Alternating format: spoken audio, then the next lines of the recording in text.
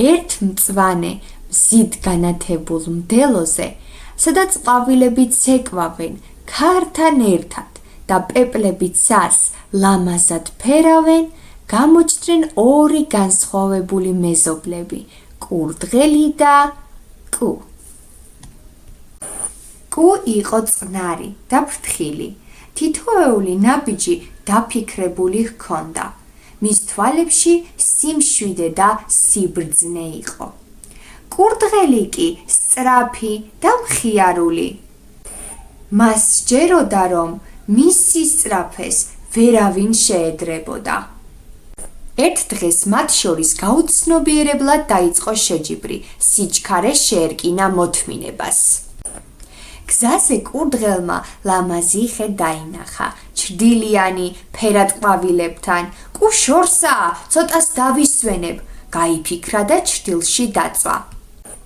კუ კი მშვიდად აგრძელებდა გზას. ყოველ ნაბიჯზე ის შეჩერდებოდა, რომ ფერად ყვავილებს გახედოს. ერთ წამს პეპლის ფრენა შეამჩნია და ღიმილით გააყოლა თვალი. მისთვის ყოველი წამი არა სიჩქარე, არამედ სილამაზით სავსე მოგზაურობა იყო.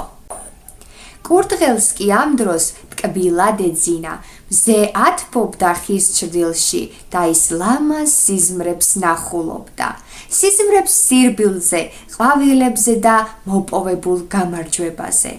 ის კი არ იცოდა, რომ გზას კუ გამარჯვებისაკენ მიუყვებოდა. კუმ შვიდად და ღიმილით ფინიშის ხაზს მიაღწია და მხიარულად გადაკვეთა იგი. ამ დროს კურდღელმა თვალები ჭყიდა, სწრაფად მოირგო სათვალე და გაოცებულმა მიმოიხედა. ფინიშთან კი კუ იდგა გამარჯვებული, მშვიდი და ბედნიერი. კურდღელს კარგი გული ჰქონდა, მას არ შეშურდა კუს წარმატება.